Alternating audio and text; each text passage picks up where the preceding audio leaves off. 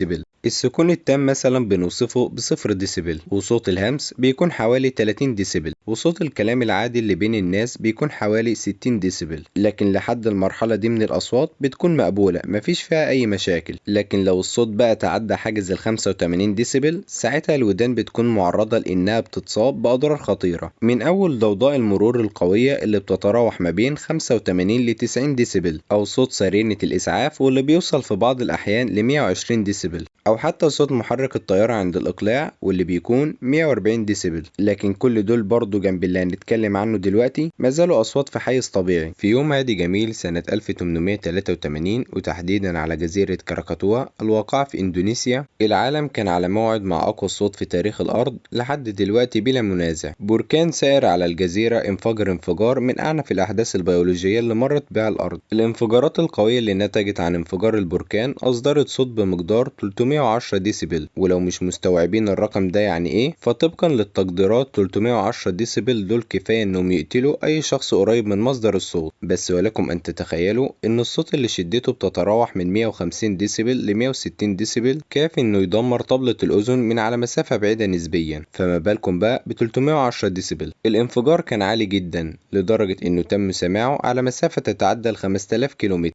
والموجة الصوتية اللي نتجت عن الصدمة دي دارت حرفيا حوالين العالم كله 3 مرات. ومن ضمن الروايات اللي اتقالت عن الحادث ده إن كان في جزيرة بتبعد حوالي 17 كيلومتر عن مصدر الصوت. لما انفجر البركان كل